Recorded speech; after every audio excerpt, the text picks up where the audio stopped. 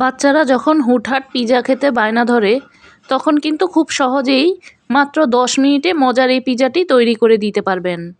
আসসালামু আলাইকুম, কেমন আছেন সবাই? যে যেখান থেকে আমার ভিডিওটি দেখছেন সবার জন্য রইল অনেক অনেক শুভেচ্ছা ও ভালোবাসা। তৈরি করার জন্য প্রথমেই আমি মুরগির বুকের মাংস নিয়েছি। এখানে আধা কাপ পরিমাণ মুরগির বুকের মাংস আছে। নিয়ে নেব 6 পিস পাউরুটি। পাউরুটির টুকরোগুলোকে আমি এইরকম ছোট ছোট করে কেটে নিয়েছি। সাথে নিয়ে নেব 1.5 কাপ লিকুইড দুধ। দুধটাকে আমি জাল করে নিয়েছি, জাল করে ঠান্ডা করে নিয়েছি। এখন দিয়ে দেব 3টি ডিম, আধা চা চামচ লবণ। ডিম, দুধ আর লবণটাকে এবার খুব ভালোভাবে ফেটিয়ে নেব।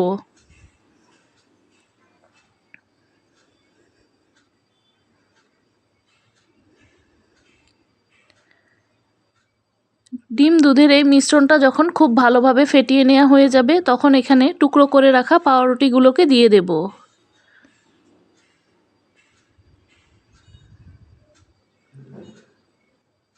দিয়ে এবার খুব ভালোভাবে মিশিয়ে নেব।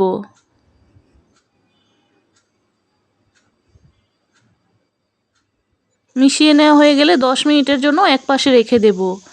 এদিকে চুলায় প্যান বসিয়ে 1 টেবিল চামচ তেল দিয়ে দেব। সাথে দিয়ে দেব সামান্য একটু পেঁয়াজ কুচি। পেঁয়াজটাও 1 টেবিল চামচ পরিমাণে দিয়েছি।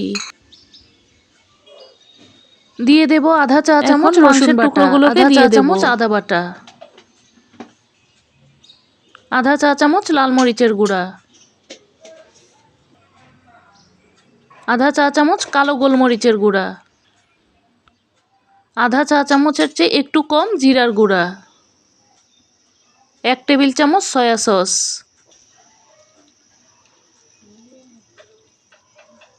এবার মুরগির মাংসের এই টুকরোগুলোকে খুব সুন্দরভাবে ভেজে নেব। চুলার আঁচটা কিন্তু একদম কমিয়ে রাখা যাবে না, তাহলে মাংসের গা থেকে কিন্তু পানি বের হয়ে আসবে। চুলার আঁচটাকে মাঝারি হিটে রেখে এই মাংসগুলোকে ভেজে নিতে হবে। এগুলো ভাজতে একদম 10 মিনিটের বেশি সময় লাগবে না। ভেজে নেওয়া হয়ে গেলে এবার আমি এই মাংসগুলোকে তুলে নেব।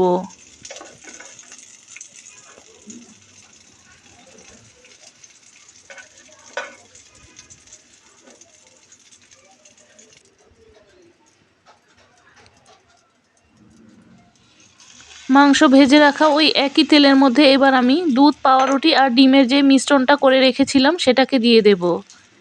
দিয়ে একটু খুব সুন্দরভাবে চারপাশটা এভাবে ছড়িয়ে দেব পিৎজার আকৃতির মতো করে।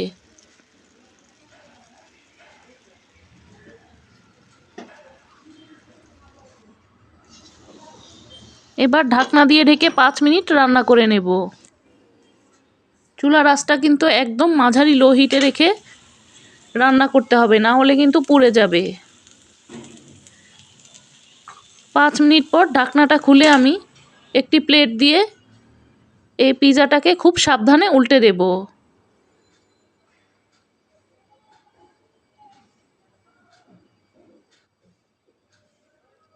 উল্টে নেওয়া হয়ে গেলে আমি এখানে টমেটো সস দিয়ে দেব। চাইলে আপনারা পিৎজা সসও দিতে পারেন। টমেটো সসের সাথে কিছুটা চিলি সস দিয়ে দেব। এবার সসগুলোকে পিৎজার গায়ে খুব সুন্দরভাবে মিশিয়ে নেব।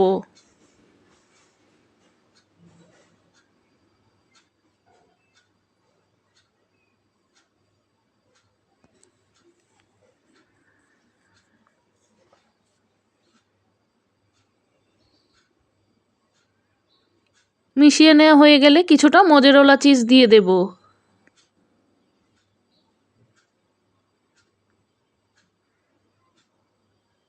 এবার উপরে মাংসের টুকরোগুলোকে দিয়ে দেব।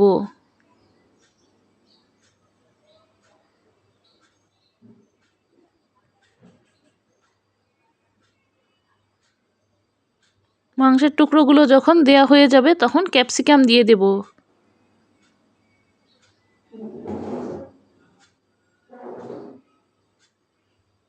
আমি এখানে সবুজ ক্যাপসিকাম আর লাল ক্যাপসিকাম নিয়েছি, আপনারা চাইলে একরকমও দিতে পারেন। দিয়ে দেব আধা চা চামচের মতো অরিগানো আর আধা চা চামচ চিলি ফ্লেক্স। এগুলোকে আমি হাত দিয়ে খুব সুন্দরভাবে ছড়িয়ে দিয়েছি। উপর থেকে এখন আরও কিছুটা মোজারেলা চিজ দিয়ে দেব। এবার ঢাকনা দিয়ে ঢেকে আরও 5 মিনিটের মতো রান্না করে নেব। 5 মিনিট পর ঢাকনাটা খুলে নিয়েছি। এখন কিছুটা ঠান্ডা করে নিয়ে তারপর আমি পিজাটাকে একটি প্লেটের মধ্যে ঢেলে নেব। দেখতেই পাচ্ছেন পিজাটা দেখতে কীরকম হয়েছে। হাতে মাত্র 10 মিনিট সময় থাকলে খুব সহজেই এই পিজাটি তৈরি করে নিতে পারবেন। আবারও দেখা হবে এই রকম নতুন কোনো রেসিপি নিয়ে। সে পর্যন্ত ভালো থাকবেন, সুস্থ থাকবেন। আল্লাহ হাফেজ।